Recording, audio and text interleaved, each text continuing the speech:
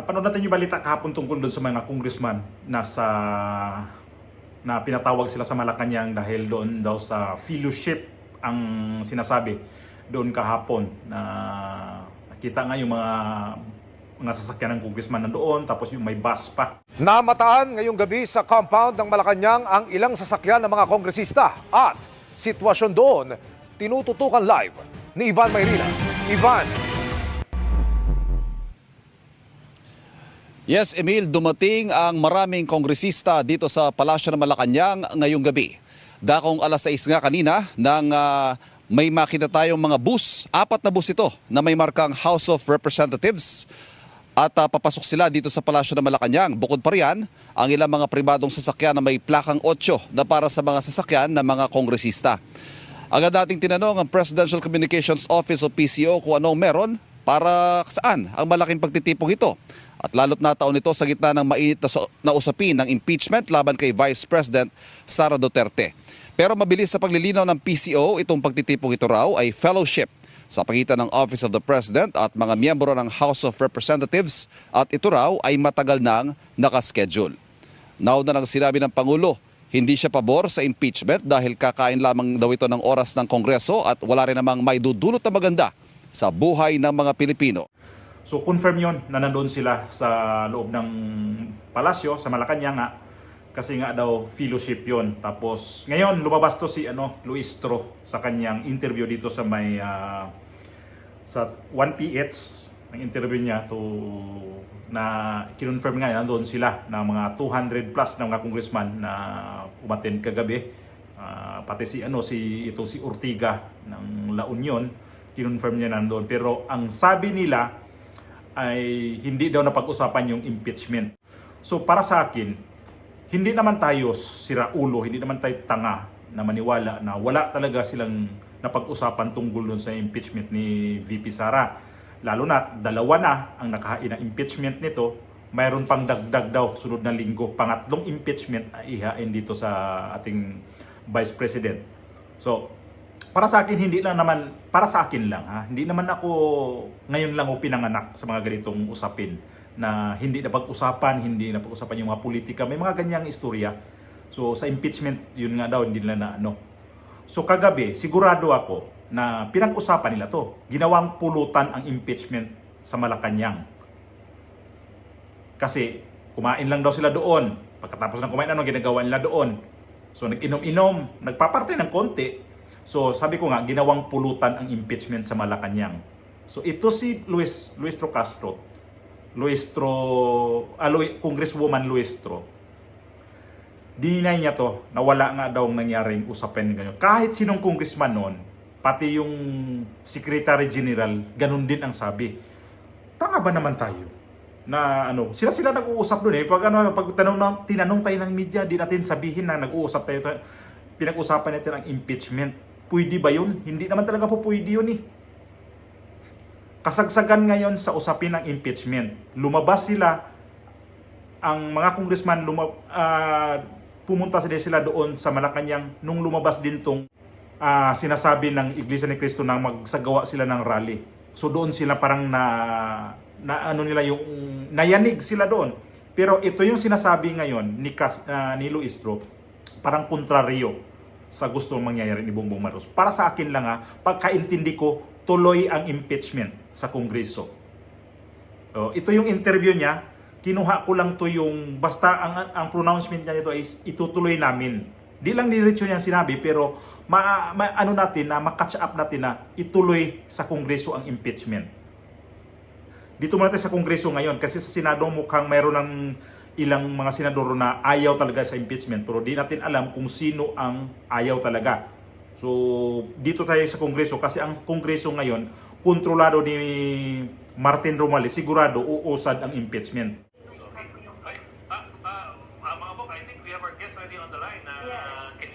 Papasok si Luistro. Representative Jervin Jinky Luistro. Congressman Luistro is also a member of the House Justice Committee. I think the Vice Chairman, if I get it right. Yes. Ma'am, Yes. magandang hapon and thank you for joining us. Good afternoon to this very dynamic team. Abby, Sir Ronald, and Mr. Ling ikaw. Yes, ma'am. And maraming Mga salamat chismosa.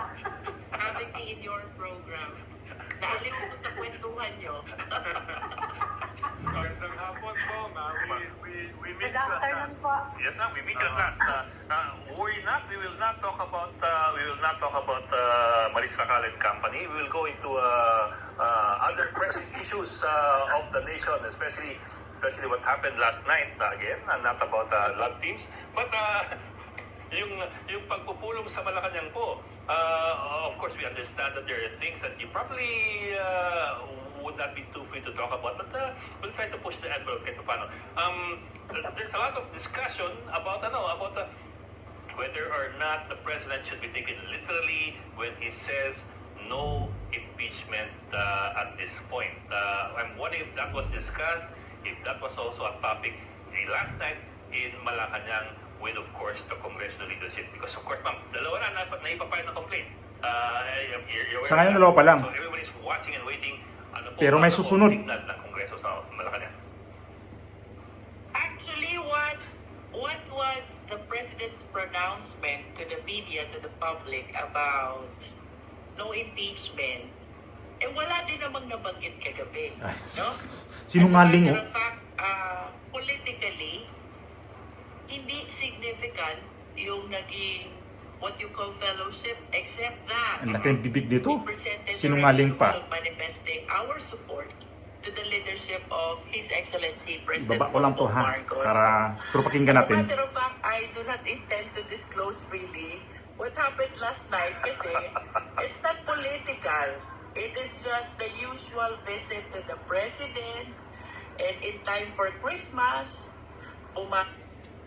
Hindi daw political. Sino-sino sila na pumunta doon? Alangan naman sabihin nito mga vendors to, pumunta doon o ano mga ano to. Lahat sila mga politician, mga congressman nga eh. Tapos sabihin niya walang political ang pinag-usapan nila.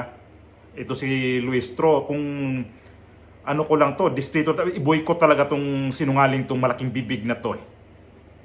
tipo tayo, and some Tayo! of us prepared a Christmas song, and then we presented the resolution that we are manifesting our support. No discussion at all about the impeachment. As a matter of fact, most Sinungaling. of us were anticipating really that somehow the president will make some pronouncement or guidance perhaps as to the two impeachment complaints which are pending already in the House of Representatives. But apparently wala eh. Walang discussion at Maniwala all. kayo? Wala. So, So, Yes, kung sir. Yes, walang boss. utos sa Fellowship of the Ring na lumusog Fellowship, sa ha? wala Tsura niya. pong discussion at all about the impeachment, no? So, with his silence last night, I think he is standing with his prior pronouncement that he does not support impeachment because it does not help. Oh, even hindi, a single hindi niya to hindi to sundin niya ha. That's Hindi my niya sundin. understanding, Mamaya konti. Sir Ronald. Congresswoman, meron namang mga speculation. Bakit daw kinakailangan na mag-issue ng resolution of support Tama. sa Oo nga. Presidente Ma'am ang Abby. Congress? Yeah, we always do that from time to time, no? It's not only because there are challenges concerning the issues on impeachment, pero ako first termer kasi ako eh. But since I came in Congress, it has been the practice of the majority na i-renew, i-rekindle, i-remanifest yung aming support to the leadership of the President. So, I don't see anything unusual or special about the manifestation of support that happened last night. It is the same manifestation of support that we've been doing since we assumed office back in July of 2022. Okay, ma'am. Sige, ma'am, that's fair. Sige, if there was no discussion at all there was no mention at all last night by the President of impeachment, well, let me put it this way na lang. What about you po with your colleagues outside of any discussion with Malacanang? Kamusta po ang pag-uusap ninyo ng inyong mga kasamahan sa Kongreso as far as the possibility of impeachment? Pilit hinuhuli ni Ed Lingaw. Especially in light of the President's earlier pronouncement In light. na huwag niyong pagtutulan ng pansin yan. Papayaran ninyo. let us be reminded about the principle of separation of power. Yes, ma'am. Dito siya mag-umpisa na We understand and mag-explain. we do recognize the prerogative of the President to maintain his position na ayaw niya ng impeachment. It distracts the Philippine nation. It does not help even a single Filipino here in our country. No? Kaya lang we have to Kaya lang. acknowledge the fact na kung may trabaho ang ehekutibo, may Pakinggan niyo din po to. trabaho ang Kongreso.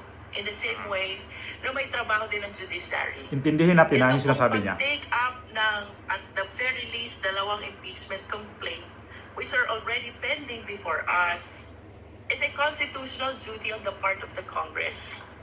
Wala po yung option na hindi i-take up eh. The only option is to take up. Oh, And yun then na, when confirm. we take up, we can either approve or disapprove. That's my understanding, Ed. No? So, I believe na ganito rin po ang understanding ng ating mga colleagues, especially yung mga kasama ko sa Committee on Justice and even my chairman in the Quadcom. Kahapon po I had a chance na makausap itong mga chairman ko sa Quadcom and we are raising questions. Ano na bang Raising gagawin question. natin dito? But at the end of the day, isa lang yung conclusion namin lahat. We have a work to do, and that is to take up the impeachment complaints. That is the constitutional duty. Whether we approve or we disapprove, that is a separate and a different matter, which will happen first sa Committee on Justice and after which sa plenary. No? Yes, ma'am. I was reminded also the other day by my chairwoman in Ano the nakalagay? Committee on Justice, the Honorable Congresswoman Juliet Fidel, o Ziggy, Luistro. to be active again in Wait the lang, ha? Committee on Justice. Ito, Luistro. House is duty bound to take up impeachment complaints versus VP Duterte.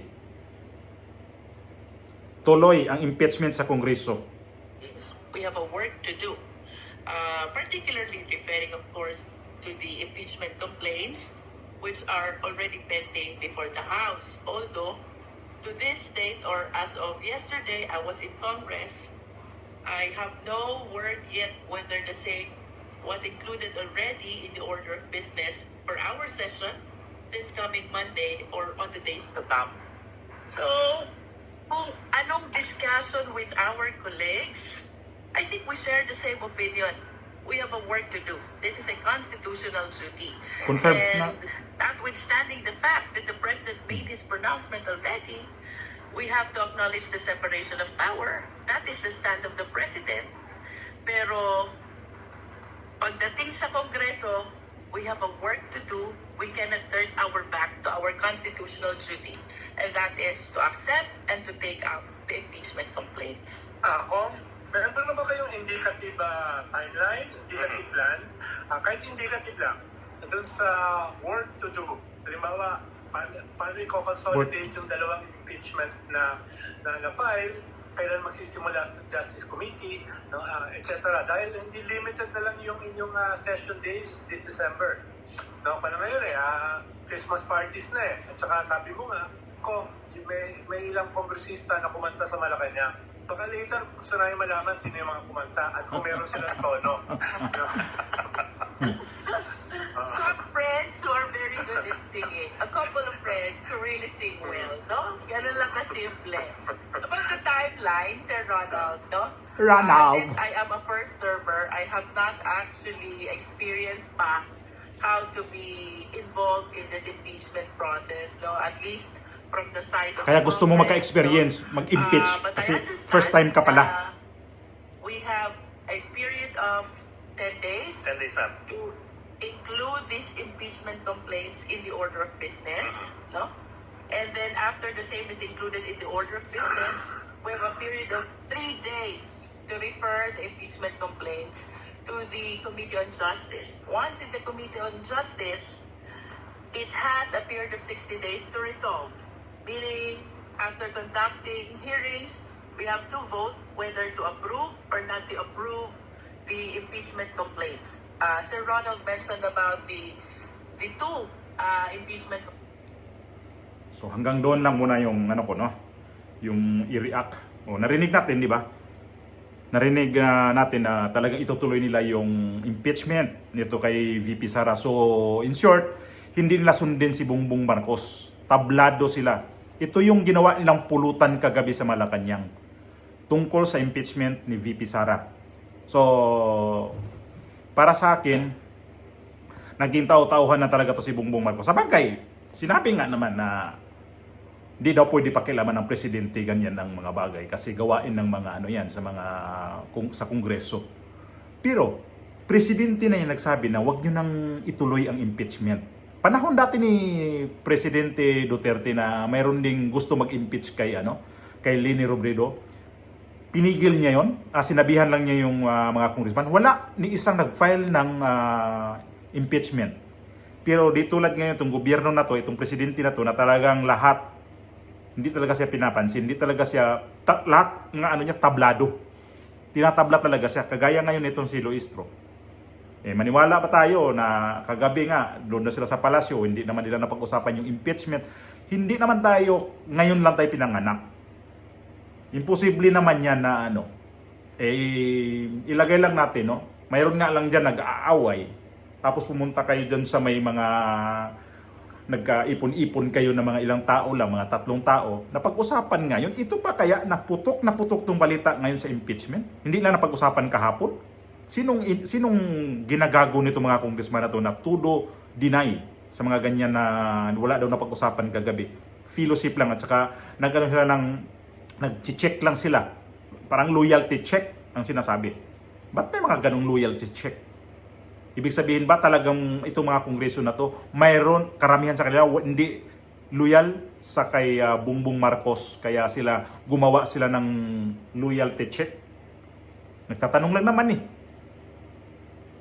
Kaya itong impeachment na to, na sunod linggo may maghahain na naman ng isang impeachment, pangatlo.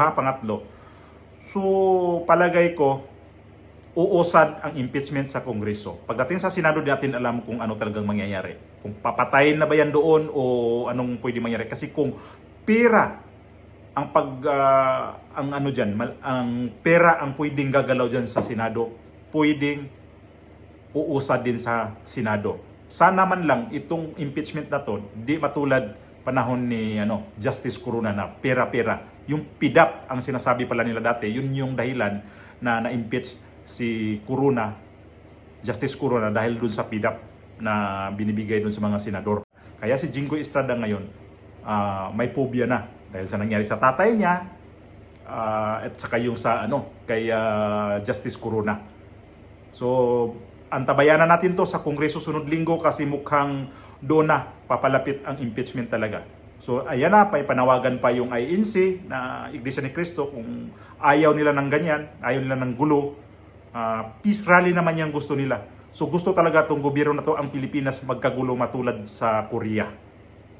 So hindi na to kasalanan ng mga tao, kasalanan to sa namumuno talaga dahil sa Kongreso hindi talaga sumusunod sa tamang o ayaw magkagulo ang mga tao. Gusto talaga nila ang mga tao magkagulo. Itong Kongreso ngayon ang pabilo sa gulo.